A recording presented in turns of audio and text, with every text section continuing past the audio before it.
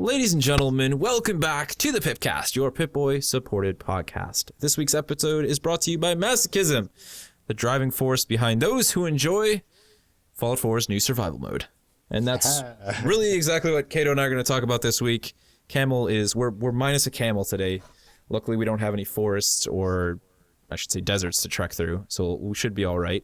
But we are going to talk about survival mode quite a bit today. We're also going to do a little bit of speculative discussion regarding Elder Scrolls 6, and there's a bunch of awesome stuff that happened with just games in general over the week that we're going to break down. But Kato and I both have been playing survival mode. Kato, you actually streamed it, and you said that went rather well.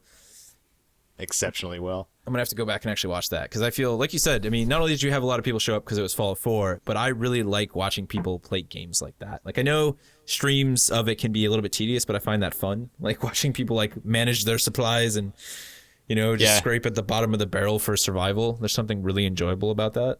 I was getting on my own case in some spots, because, like, if you've seen the Let's Play, or anybody who has seen the Let's Play of Fallout 3, I cut out all the inventory management and stuff like that. But you can't do that when you stream. Like, you have to include everything that you do, and that's the part that was getting to me the most. Not the dying, not the unnecessary amount of challenge that survival mode has. It's just the inventory management. I guess at least that's the one place, you know, people expect it, so it's not too terrible. What was I gonna say? So I mean, how many deaths did you actually have during, like, how long was your stream at the end of, like, you know, day one or whatever? How long did you stream for? I think it was like 3 hours. Yeah, it was about 3 hours. I was having some issues with the NVIDIA the NVIDIA debris effects. Like, it seemed like it had like a limit to how many times or how much debris could be. I don't know how it works, but it would drop my frame rate dramatically every time I'd use an explosive. And then soon after that, like, every time an enemy would shoot a wall by accident or something like that, and I was like, okay, that's enough. So I went to go restart the game, and my capture software broke. So I would have had to restart the stream to, you know, start it back up again. So I was just like, all right, never mind. So I gave everybody a sneak peek of the Kato's Casualties 6 instead. How many deaths did you end up having? 2 deaths only? Yeah. That's not too bad, then. They were amazing also. I think that's one of the great things about survival mode, what I was playing of it so far, is, like, when you do die, the deaths are all, like, insanely dramatic because, you know, like, I don't know, you're fighting your way. Usually you're decent enough at the game. You're staying alive for a relatively decent amount of time. So then when you do die, it's just ridiculous. Yeah. Like, the first one was intended, because, like, I was challenging a behemoth. Like, it's not going to go well. That's a good point. Usually. So, there was a camp, like, not far from him, like, I don't know, like 70 yards or something like that. So I slept at the camp, and I was like, okay, let's go screw with this behemoth now. So, like, you know, if I died, I would load up at that camp. So, have you dealt with any robots yet on survival mode? Have you got to that rank yet? Turrets, yes, but not. I don't think I've dealt with robots yet. That's what I've actually been waiting to. I mean, because, you know, like, what level? Your character's not 14 yet at all. Even my character just hit 15. Just hit 15. Okay, that's what I've been waiting to get to, is actually hit 15 to see what it's like with the robots. Because I just feel like they're gonna make things. I mean, I know they'll die much quicker, of course, but I don't know. I just feel like that's gonna be like a whole new ball game. Like, dealing with raiders and bandits and stuff can already, and like you said, super mutants especially. I think that's the biggest mistake I've made thus far, was even attempting to go anywhere near super mutants, because the splash damage on missiles is like, damn. Oh yeah. And there's a couple situations where, like, I don't know if you built into sneak. You're using a ranged character, right? Yeah, I did. So I got a little bit in sneak. Yeah, I'm going, like, complete brutality on my character. If anybody hasn't seen it yet, like, I'm going full melee in survival mode, which is not a good idea, but I did it anyway because I like melee characters. And my highest ranking perks right now are big leagues and sneak. And there's like no way to survive being detected by anybody who wields a gun. So because you have to get close enough to hit them. And I also have Blitz on my character, which really, really, really helps. So I can actually, slightly teleport to hit them. But it's pretty ridiculous when the increased lethality is like, 3 to 4 hits with any gun, it will kill you. I would say when and if you actually play survival mode with any firearm, it's gonna be like a cakewalk for you. Oh, probably. It probably will. There's so much built into avoiding and staying alive and staying away from people. Using cover a lot. Yeah, which is something you'd almost never consider in the base game. Which is why I think it took us all like a week before people started pointing out there was a cover mechanic. Yeah. Because no one's like, it's Fallout. I'm not using cover. What are you kidding? But I've actually found myself using that occasionally. Although I find that when I'm in a close quarters firefight, it usually means that I'm going to die. So I'm desperately trying to stay really far away. I find myself doing, I did this a lot in the base game when I would deal with enemies that were way too powerful for me. But now it's like something I do when enemies that are just, normal power with the sniper rifle is like I'll engage them. I'll try and critical hit one. I'll kill him. And then I'll run away like a little girl. 100 yards back, and then I'll find cover and I'll look around, see where they try to move or if they're still chasing me. I'll pick up another one and then I'll relocate again. And it makes playing that role actually a lot of fun because I feel like the base game, when you have a sniper rifle, it's just stand, relatively far away and take pot shots until maybe they finally get close to you. Yeah. Most cases you kill them all before they get there. So I don't know. It just makes it such a much more intense class to play. It doesn't feel like it's a brand new dynamic. It's exactly. It completely alters that class, which I always felt kind of cheap playing it in Fallout 4 because I felt like it was really easy to make a very powerful sniper build to the point where I know we're going to talk about it later too, but it's like playing an archer in the Elder Scrolls games. It's exactly. Easy. There's lots of falling back and navigating around. So that was a lot of fun to see that whole dynamic change. I also started using explosives actually quite a bit. Like you said, especially as initial attacks. Yeah, because if you can VATS and throw it into a group of guys, there's 3 people you don't have to deal with anymore because they're all dead. Well, you can't really VATS with explosives anymore, but I mean, throw it, whatever the hell you can do. I wish you could perfect arc explosives. Yeah. I'm thinking Fallout 3. Yeah, we can't use VATS and explosives anymore. That's what I was going to ask, actually. I was trying to make it happen the other day, and I don't know if you can or you can't, but can you throw a grenade and then VATS and shoot the grenade? Yeah. Okay. I just probably was throwing it I don't know. It probably wasn't able to find it in the mess of all the enemies through the VATS toggle system. Yeah, it's as soon as you let go of the key, go into VATS immediately, because you'll still be throwing it. And then just wait for it to land where you want it and shoot it, right? That's actually, that'll be helpful. And it's nice to have an explosive weapon too for that, because then a graze will still set it off. Yeah, that's the problem with rocket launchers right now with my character's current carrying capacity. Yeah. Everything's heavy. I had to turn down picking up the junk jet yesterday because it was 30 pounds. Yeah, it's rough because it was a problem with my playstyle in the base game, and now it's just worse. So I've got and I am running around with a strength 11 character, and I'm turning down things that I wouldn't in any other playthrough. Yeah, it's crazy stuff. My strength 5 character is not boding well, that's for sure. Well, I actually melee.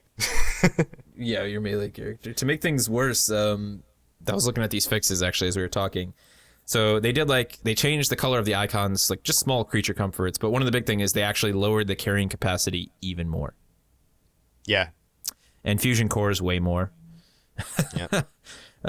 Lots of small things. One of the interesting things that I've seen, not a lot of people, but I've seen several people talk about, and I guess I did want to talk a little bit about this, is that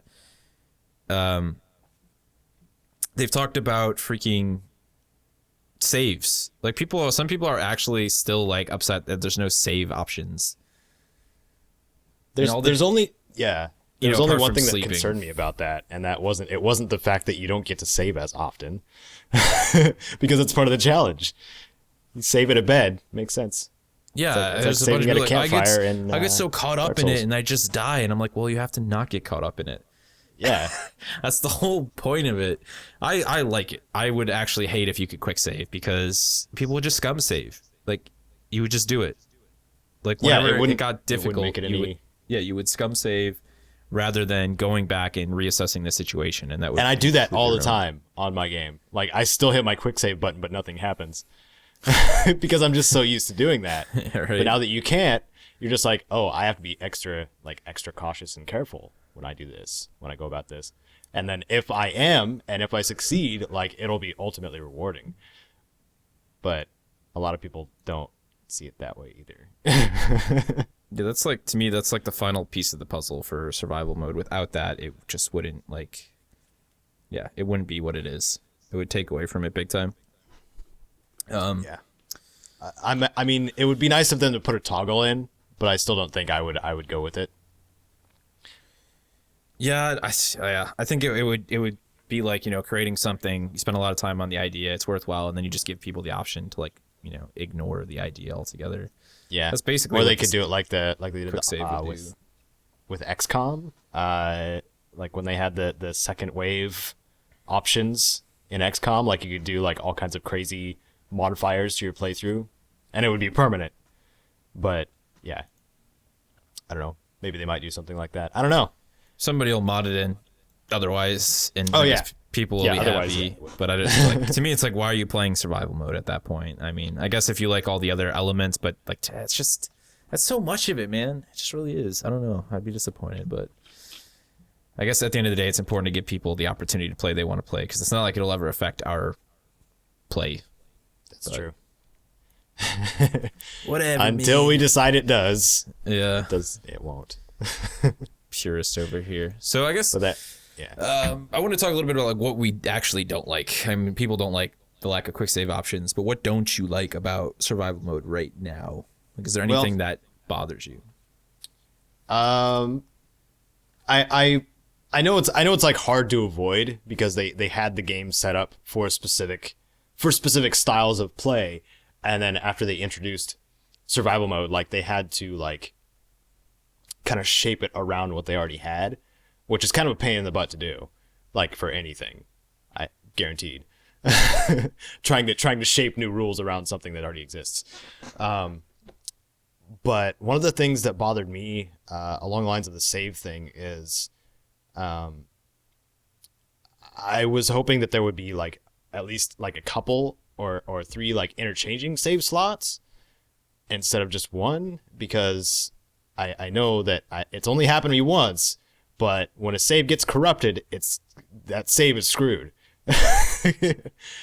And if our one save were to get corrupted in our survival mode, we'd lose everything. So I hope for a, you know, interchanging save slot at the very least at some point. Yeah, I agree with that. Because corrupted saves would really suck. Yeah, you shouldn't have to really. Yeah, that's something you need to work on. There's no reason to like force the player to make weird backups and stuff. You know, that just seems silly. Yeah, part of me wants to, actually. I could do that right now.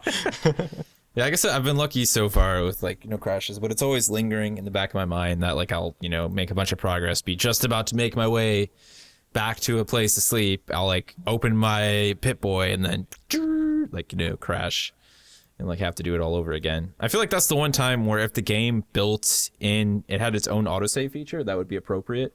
Like autosave on crash, you know, if they could code something like that, where the game just instantly saved for you only that one moment when the game crashed. Yeah.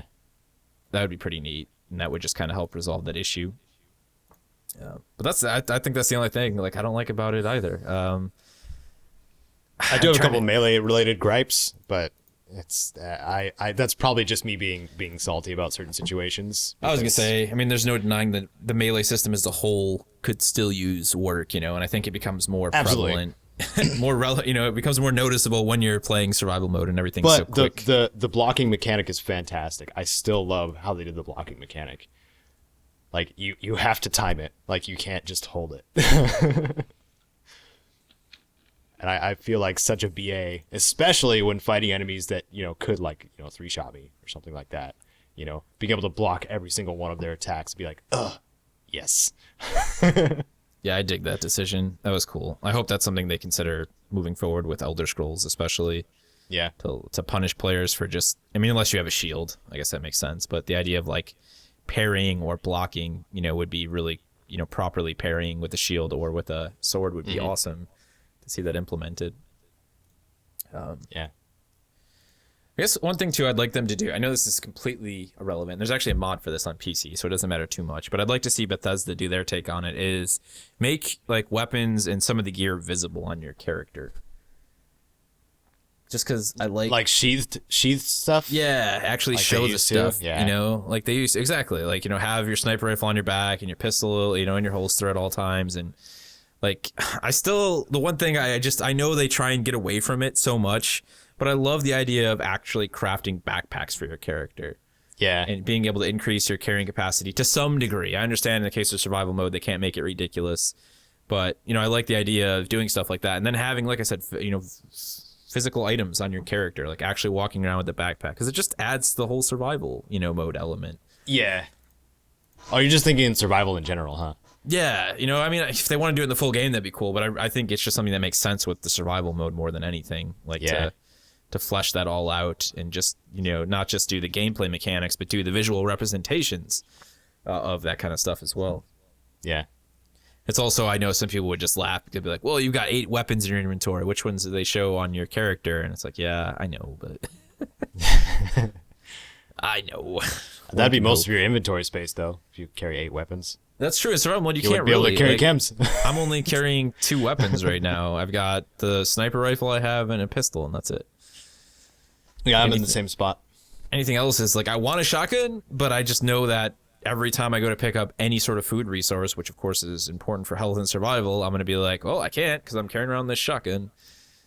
And everything that I need to make the shotgun work when I want to shoot people in the face. So it's like I just put it aside and went with a pistol instead. Yeah.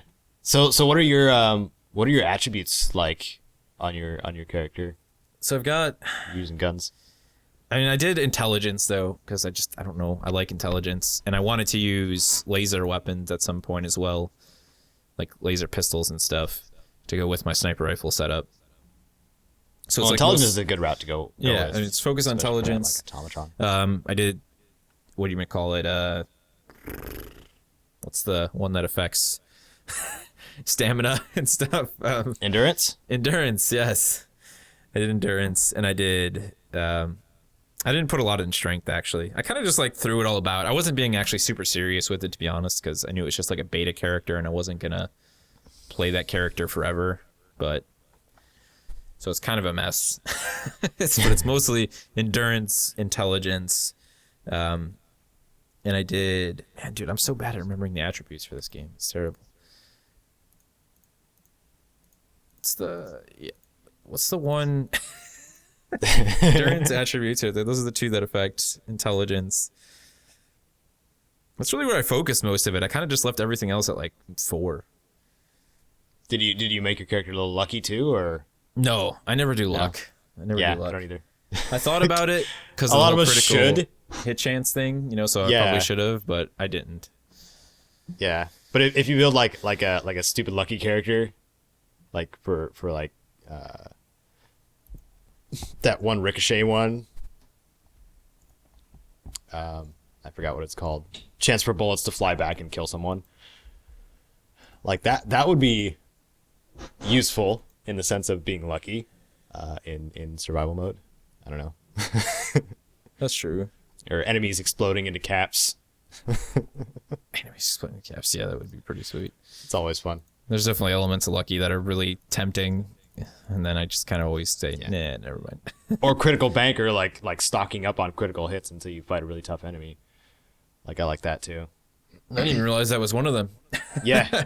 That'd be super useful. I think it's up to like 4 or something like that. Oh, damn. It's really nice. Wow. Yeah, that would be like boss killer mode and survival mode. Jeez. Yeah. Especially if you had some bonuses like on a legendary. Oh, that would be nice. Nice. Well, I guess I kind of talked about what I really wanted more from. I wanted like the stupid backpack and stuff like that. But I mean, how about you? Is there anything that you'd like to see added to survival, like that isn't there, like a wish list, I guess? I didn't really think about that too much. The alteration, they made a slight alteration to becoming parched and peckish or when hungry and thirsty, like they slowed that down, I think, for how often it happened. Because I think less food and drink are required to maintain proper sustenance. Because they added thirst. I think thirst, hunger to something else too. They added thirst to using chems and using like any healing items too, basically. So like you'd be thirsty a lot if they left the automatic counter that way. So I liked that. That doesn't really answer the question. What I would add,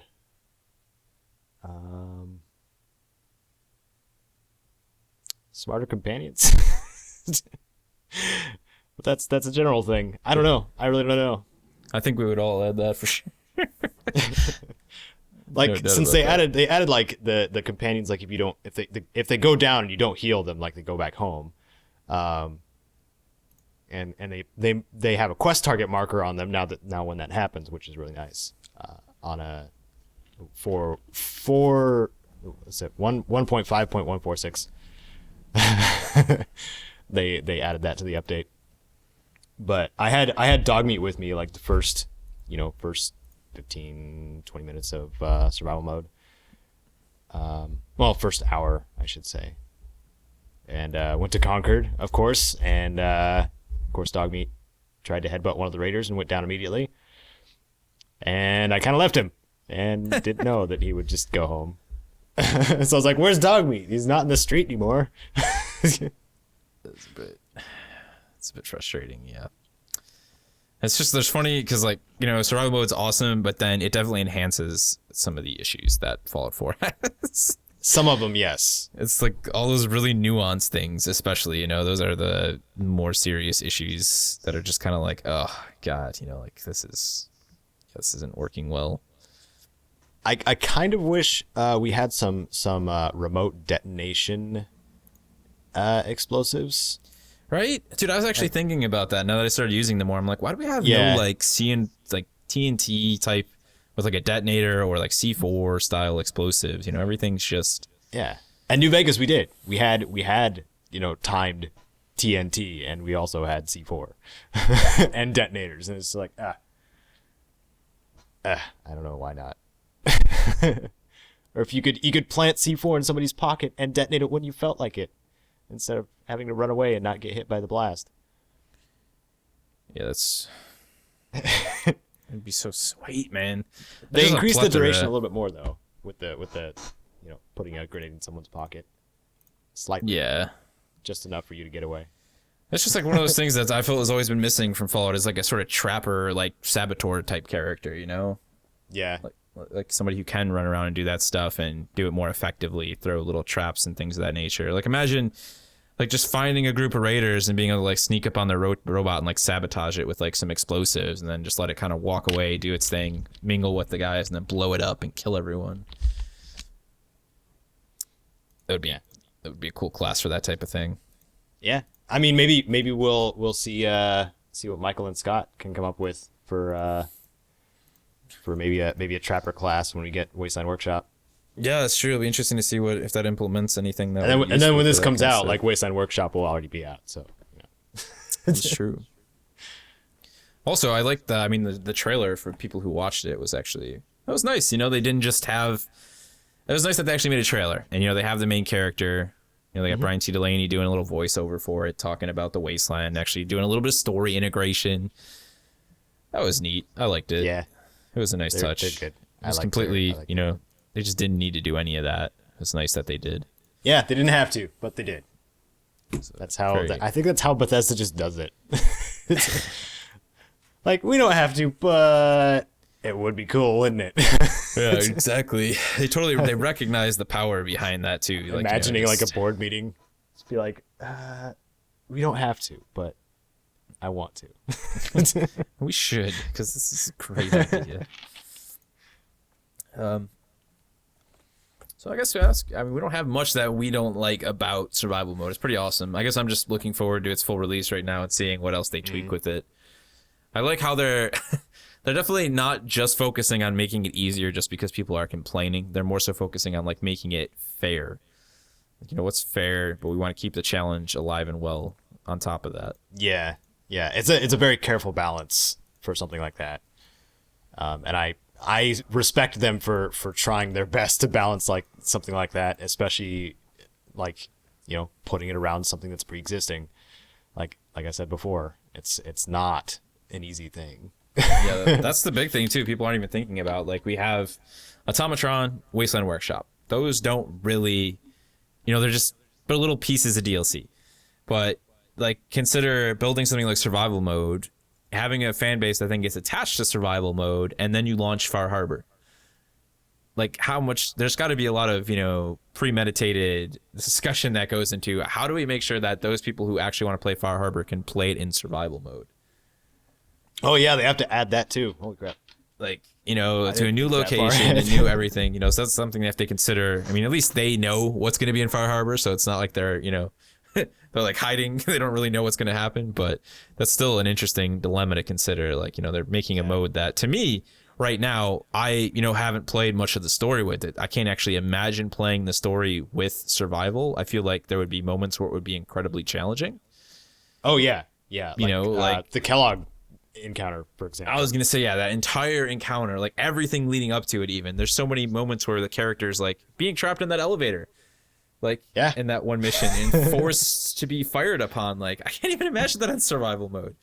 I better be able to like shove a giant metal plate in front of the window or something, because I'm just gonna get wrecked. Like, it's gonna be very interesting, to see people who are actually looking to play through any of the future story-based DLC on survival mode. It ought to be fun. I think I will maintain 2 separate characters for that. But I haven't touched the storyline. I only did that quest with Paladin Dan's and like going over to ArcJet, because he makes a great human shield, by the way. That's a good idea. And so I did that quest with Paladin Dan's because like he's essential during that quest. Like, he can't die. Like, you can use, like, you can test a jet on him and he'll still be okay, or a rocket on him. It's pretty great. And anyway, I haven't even gotten into like Boston proper, because I'm just so terrified of like how many things can kill me there. It's like I shouldn't say terrified, just cautious, just overly cautious on how many things could kill me. I mean, normal, like difficulty mode for that. Like, I walked in there for the first time, probably like most people, and was like instantly killed. Yeah. It's just like one of those areas you walk in, there's freaking, there's a, what you may call it? Wow, dude, my brain's just dead to Fallout today. Ghouls. There's ghouls everywhere. There's yes. raiders with like fatmans or missile launchers, depending on what generates at that point in time when you walk in there. Yep. And then, like you said, going into the heart towards Diamond City is even worse, because again, there's more ghouls and more bandits and mutants.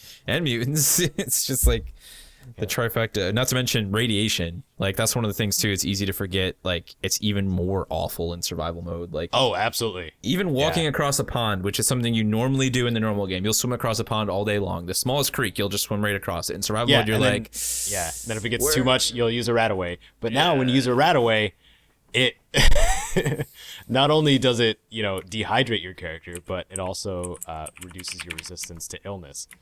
So, like, anything can get you sick, like, real easy if you use a Rataway. Like, we didn't even talk about that. We didn't even talk about the illnesses stuff. Oh, we did. We talked about it, I guess, when we first talked about it. It's just like, I think it's like one of those things that you quickly adapt to, and like you recognize, like, it's an issue. I gotta learn to cope with it as best as I possibly can. That's probably the biggest thing for me, is like, there's a lot of water that exists in Fallout 4's world. And you don't really recognize that until you're like actually searching out for bridges and ways to not walk through the water. It's the same with mattresses and beds. It's like you don't notice, or even pure water sources. You don't notice it until it's actually needed. Yeah, you don't really pay attention to like where you can sleep and where you can't sleep. You just, it's not even an issue. Yeah, or the quality of the mattress. My character got an infection from a mattress yesterday. when I played it back. I thought it was from the mole rats, but no, it was from a mattress. Really? Yeah. I had no idea. I haven't had that happen. That's intense. Yeah. It was a dirty mattress, obviously, but That's maybe one of the fantastic. springs was rusted and poking through. Shanked you, stabbed you in your sleep. Something like that. Little I'm bit of- hoping that's what it was. I'm hoping it wasn't mysterious, like, blood stains on the mattress or something. A little bit of tetanus and some other awful diseases. But you don't want to have like a lot of the illnesses in there either. But I think it was just called like weakness or something like that, or infection. No, it might have been infection. Anyway, no, it was weakness. Weakness basically increases the damage you take by 20%. So you can get one shot at even harder. And then I did get an infection from I think it was a bloat fly at some point too, and that's just periodic damage, Yeah. which Those are- kind of sucks also. I've had that happen a few times. The bloodsucker things as well. Just Yeah. awesome, but sucks. Yeah. Because then too, it's like, I mean, yeah, that's when it's like a bloatfly encounter is no longer just a bloatfly encounter. Because then going through your head is like, I'm actually really far away from anywhere where I can take care of myself properly. And it becomes almost like a real survival situation. Like, you know, if you're climbing a mountain, you don't want to break your leg. Yeah. Like in real life, even the smallest of mountains, if it's anywhere away from or in an area where you can't be extracted by helicopter, you don't want to break your leg. In this game, It's like you don't want to be in the middle of nowhere and get stung by a bloatfly or have a limb be damaged when you can't take care of it. And because then you're going to have a very painful walk back to probably not back to anywhere. You'll probably die on the way back there, which has happened to me already quite a few times, especially when I mistakenly ran into Yao Guai. Oh yeah. Oh man. About halfway. I think it was like halfway through the stream. I found a suit of power armor. Like after I had died another time, the second time, I found a suit of power armor on an overpass. And I was like, yes, because it was a full suit of T-45. I was like, yes. So of course, you know, I jumped off the overpass like a BA and you know, progressed through as far as I could with the amount of fusion cores I had. Made things substantially easier when you're a melee character in survival. But what was it? There was one spot where I had found out that food items, you know how they do have a passive healing effect too. They you know and that's their normal thing. But if your character is hungry to any degree, like the healing effect does not work. Like your character has to be fed in order to be healed by food, which is pretty cool. Yeah, that is actually, I like that. You can't just like be like malnutritioned and eat like a tiny piece of bread and expect it to help you out. Yeah. That was a nice bonus. And also, refreshing beverages hydrate you fully. And I was happy about that. Those are definitely, yeah. Those are like inhuman cooking, healing man. and removing rads. Lots of cooking, that's for sure. Yeah. That's a really fun element of survival mode as a whole. That's it. We're both going to keep playing survival mode. I strongly recommend it. I mean, I think there's a lot of people who are really pensive about checking it out.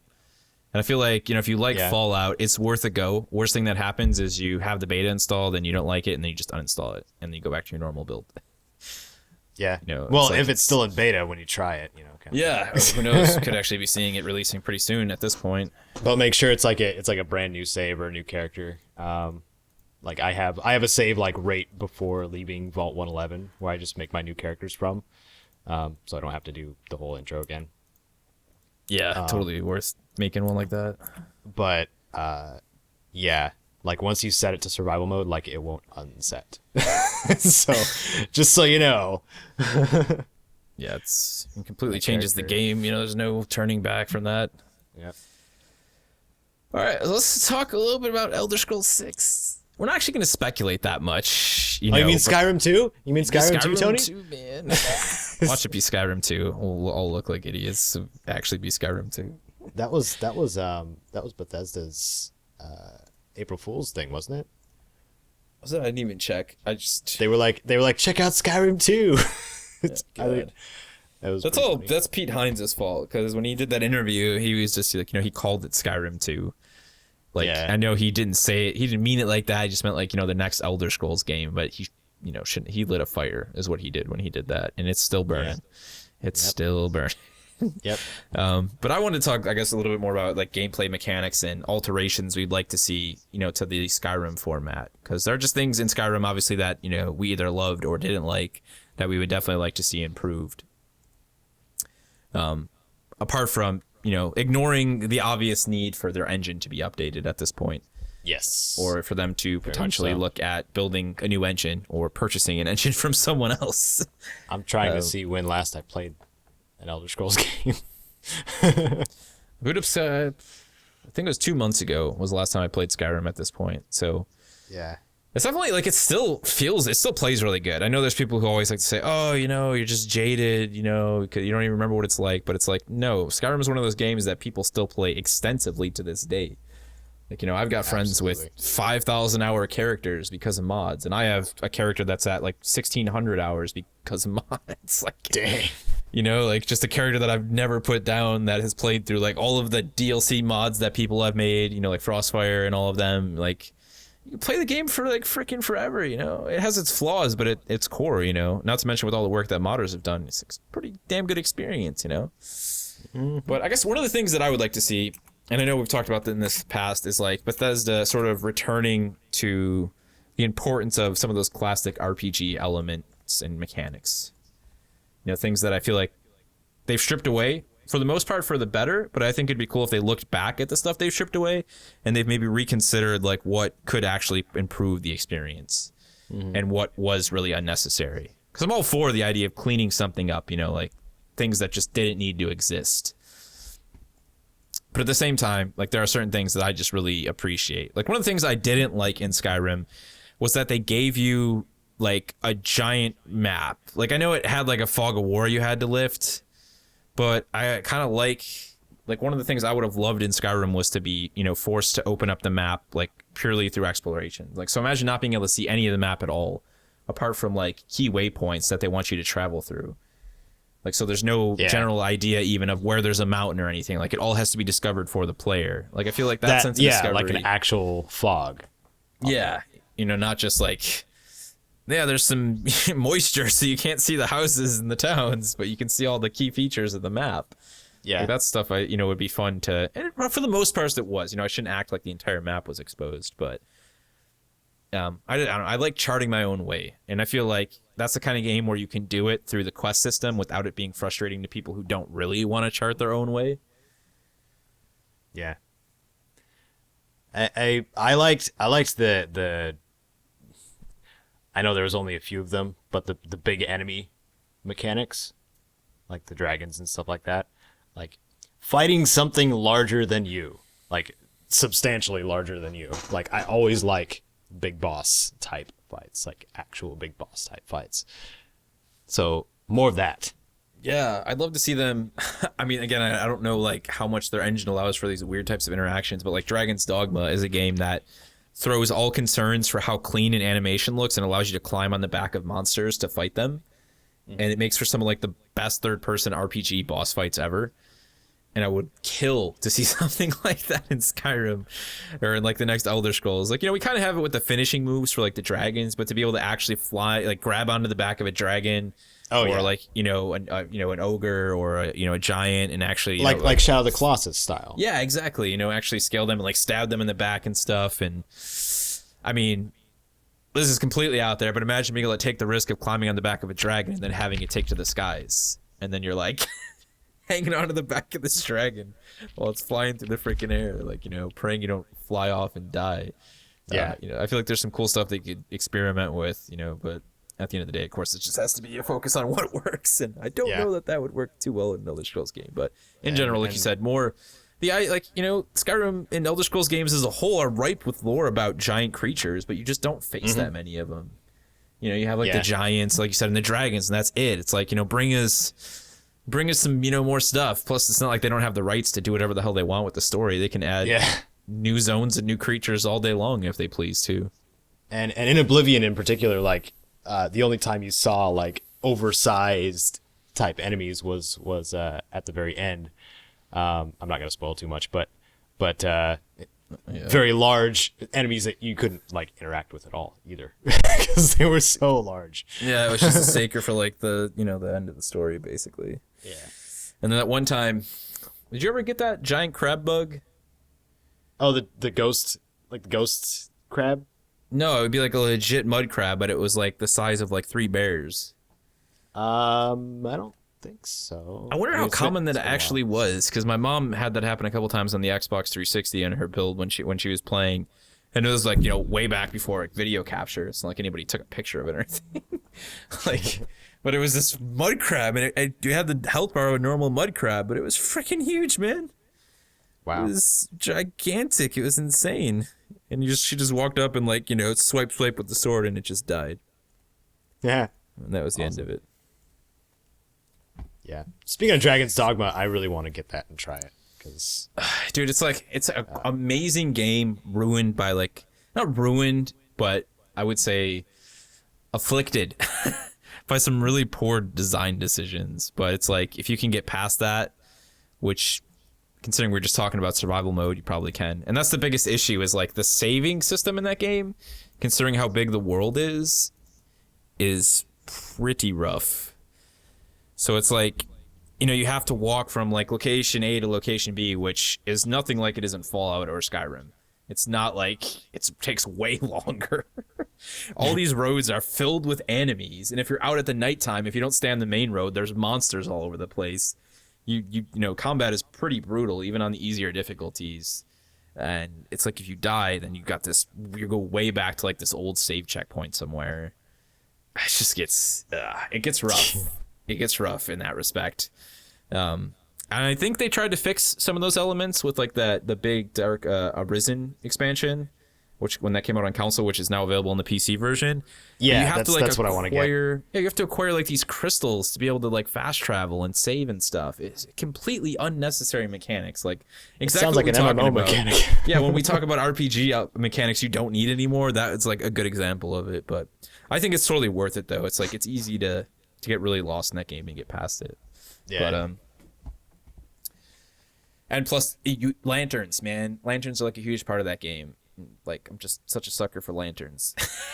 If you let me wear a lantern on my hip, chances are we'll buy your game. Just awesome. So you're all about Bloodborne then too, right? Yeah, Bloodborne was fun with that until you realize like having that thing equipped like basically makes enemies that stick to you like freaking glue. Makes you an easy target, yeah. Yeah, it's like I just will not have that on. So actually that'd be something cool. I mean, there's a mod for that. They have the lantern lights for Skyrim, which is one of my favorite mods actually. There's nothing more atmospheric and immersive, quote unquote, than walking through the forest in the middle of a snowstorm with a lantern attached to your hip. It's a pretty fantastic feeling. Yeah, and that's the kind of thing I think I'd like to see them flesh out a little bit more. Like if we did have like a game where we're in cold weather again, like having that actually be maybe somewhat affect the game's mechanics a little bit. Like having a similar to like the cold and wet type thing. I think that was more like just a visual thing though, wasn't it? Like in the base game, you talking about like? No, I'm talking about like that's one of the mods I used was cold and wet. It's like your character. Okay, no, there's like, there's water dripping off your character if you come out of the water from somewhere, and like your character starts getting like frosted, like if they're in like a blizzard for too long or something like that. Like it's really cool. It adds a nice, dimension of like you being affected by the environment. But beyond that, I don't think it did much. Yeah, Frostfire was the mod that actually you could get hypothermia and stuff. Yeah, that's the one I was thinking of. If you actually like, you had to wear like cloth clothing and stuff like that, and it's like, I mean, that's a pretty substantial mechanic, and that's a pretty big turn for an Elder Scrolls game, because that's one of the things. It's one of the reasons that Elder Scrolls games sell so well. Is because they are more accessible than I would say, an RPG or a game that would take such a serious element and make it a big part of the experience. And I know a lot of people would probably be completely against that idea, but again, I think that's the perfect opportunity for survival mode. Yeah. Which they're spending so much time on it with Fallout 4 that I just hope that they look at that and they say, okay, you know, how can we make this a part of the next Elder Scrolls experience as well? Yeah.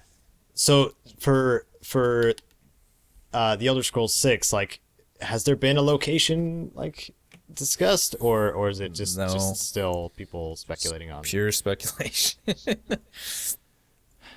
So there's a lot of people who are really hell-bent on the idea that we would see something at E3, even though Pete Hines was like, you know, no, because we don't stack development, you know, we do it as one team, and they're still working on Fallout 4, so yeah. But who knows? You know, maybe they'll surprise us and they've got a separate team working on it. I don't think that's the case, but I know that every Elder Scroll fan out there wants to desperately hope so. Yeah. Well, I wonder like if it would be, because like Morrowind, Skyrim, and Cyrodiil, they're like the biggest places like on the map itself. Like I'm looking at the map right now. But a lot of people were thinking like Black Marsh, because that's a pretty nice sized place. I think Hammerfell. Did Hammerfell have an expansion in one of the earlier? Yes, it did. Yeah. But I don't think we've seen Elsewhere or Black Marsh really. So I wonder if since the previous locations have been so large, like what if they just combined two of them? Like you would be in Elsewhere and then in Black Marsh, like you'd have a boat that travels in between. Like I think that would be cool. And that would I'm pretty sure that the locations, the environment would change dramatically too, because Elsewhere is more of a desert type area, whereas Black Marsh is obviously a marsh. So I'm wondering how that would go, and if that would be cool. Like, but we still have the unresolved stuff with the High Elves. I don't know when if that's ever going to be resolved, or if they're just gonna like, you know, say that Skyrim was decided to be independent again still, or if something was actually going to change. But I don't know if it would go to. I mean, we could maybe just already return to Cyrodiil even. I don't know. Yeah, they have took it over. Ridiculous amount of revenue, like you know, avenues to take. Like options are pretty much endless for them, no doubt about that. It'll be exciting to see. There's also like, you know, there's a lot of people who want some form of multiplayer when it comes to like an Elder Scrolls game, and I think rather than, you know, considering the idea of co-op in a traditional Elder Scrolls game, it's like, what if they did, you know, decide to like make a different experience, like a 4-player, you know, driven cooperative experience that's separate, you know, from that, like something else under the Elder Scrolls name, you know. Because I feel like there's like, you know, the potential for an Elder Scrolls like sort of 4-player dungeon crawler, you know, in typical Elder Scrolls third-person, first-person camera, you know, like it'd be cool to see them step further out of their comfort zone, you know, rather than just make another sequel and say let's do something new and different for us. Yeah, like I've seen so many times too, like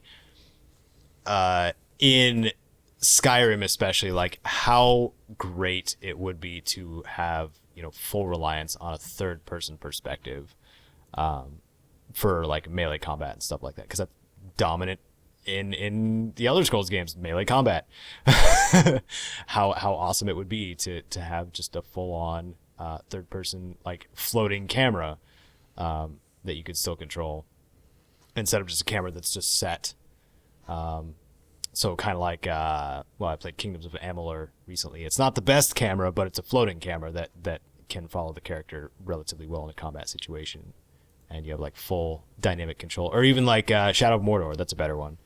Well, I'll say even like, you know, basically what they did with Elder Scrolls Online, you know. I mean, I know from a mouse perspective, but when you have the action, like, you know, button clicked on, that's what it is. It's like traditional third person, you know, wraparound and stuff. Yeah.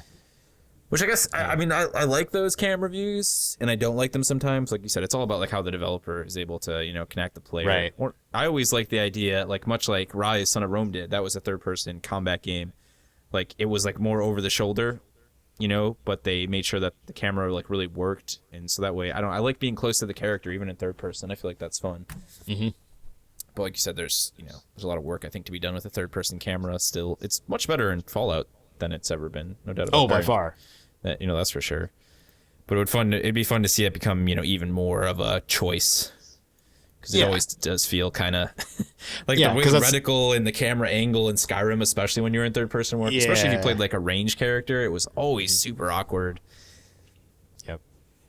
It's fun to watch the animations, like when your character, you know, runs around and stuff, especially Khajiits I always enjoyed, but like otherwise it was it's definitely a bit rough. Yeah, a lot of the time. But the kill moves too, like I was always a fan of the kill moves. Have been. Yeah, those are fantastic. For a while. I liked how they actually went like added more to those after Skyrim's launch as well. That was fun to go back and have all the bow kill moves added in.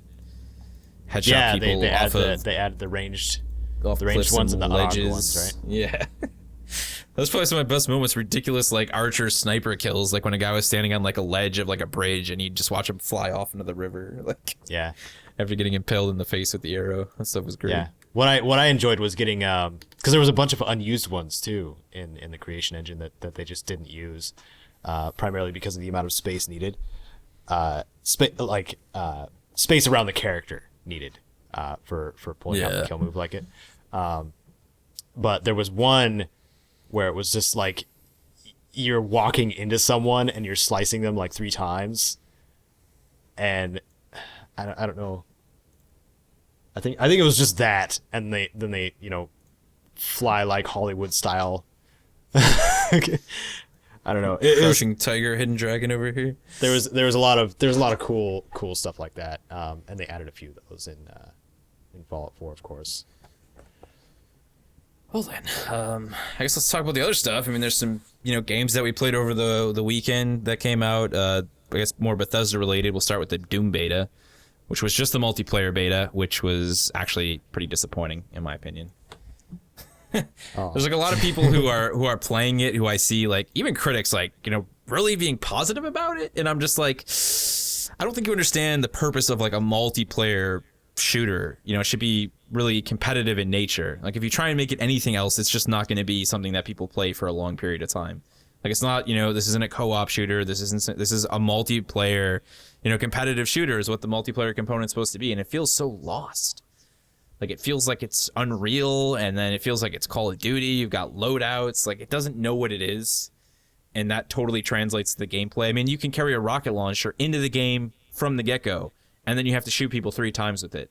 It's a rocket launcher, and I had to shoot someone 3 times with it in a game like Doom. Like it, complete weird disconnect from what you would expect.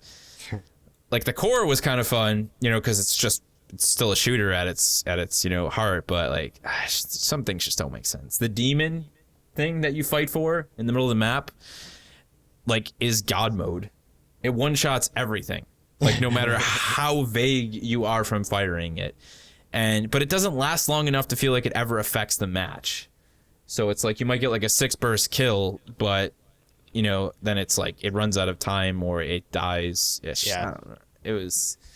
It left a bad taste in my mouth. And like there's some movement related issues in terms of like feedback to the player where I just felt like I was being very floaty. And I know it's supposed to be a fast-paced experience, which it wasn't actually that fast-paced for a multiplayer experience. I expected it to be quicker, but it definitely worries me about some of the things in the campaign. Like I hope they nail some of those like feedback issues to the player, because there was just certain guns that didn't feel like I was connecting with an enemy. And again, I don't know if it's because it was multiplayer, but like the super shotgun and specifically, it looked cool when you give someone with it, but it never felt like you didn't feel the connection behind firing it and then the person kind of like splitting in half. And I think a big part of that too was the super shotgun wasn't that super. You'd have to shoot someone like 3 times with a point blank to kill them. So it was really, like I said, it was really confused as to like how much damage it wanted guns to do, how effective it wanted guns to do. And I think that was all because like you have that loadout system. Like, most arena shooters like that, you pick up the weapons like as power-ups. Yeah. I would imagine, like, because I haven't played it at all. I've seen some of the footage of it like that you had and stuff like that. But like I automatically thought as soon as I saw it, I was just like, oh, so it's like Unreal Tournament, and then like there was no like pickups or anything like that. I'm like, oh.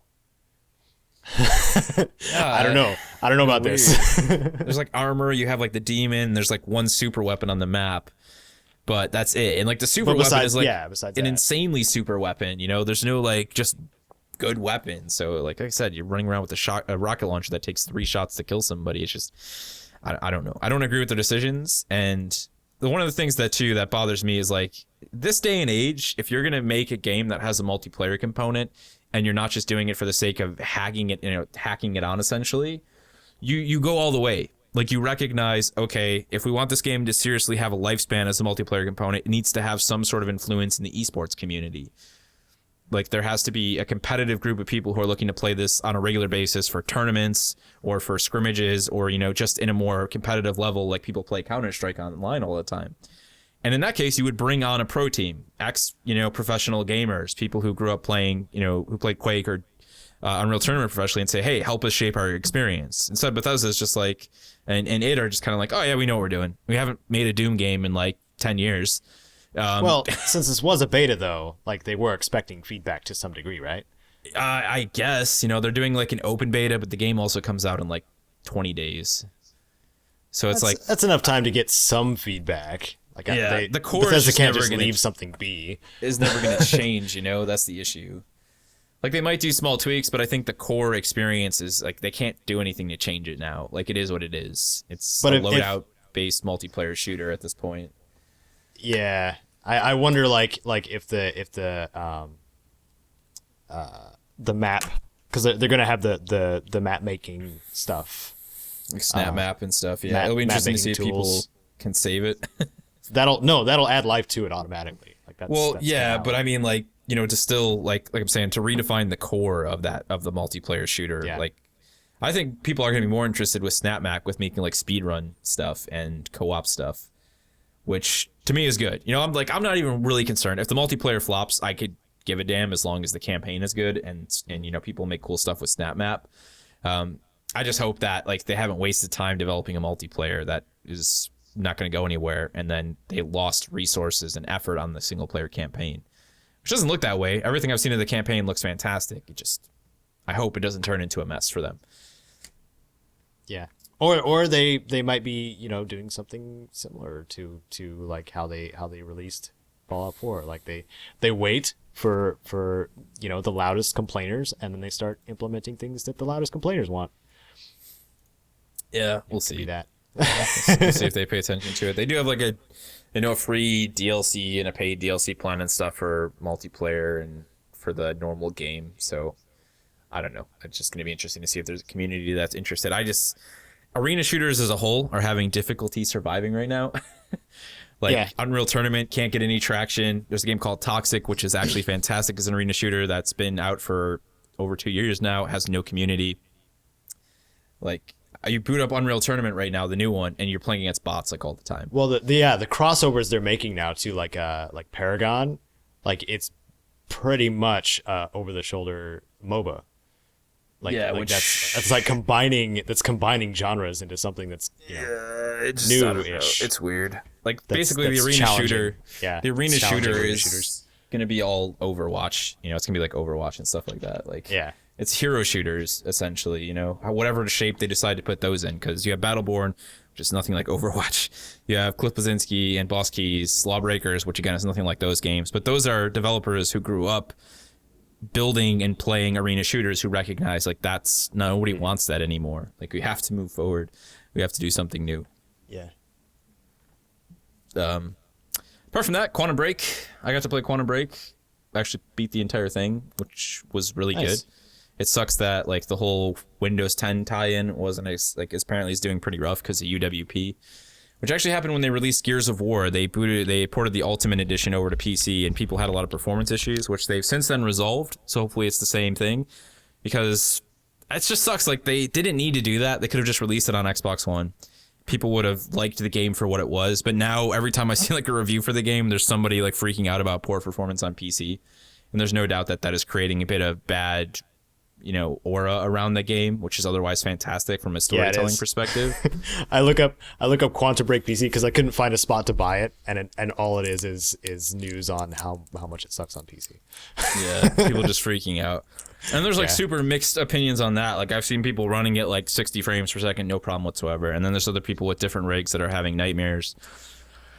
So it's unfortunate. So it might be a similar situation as XCOM 2.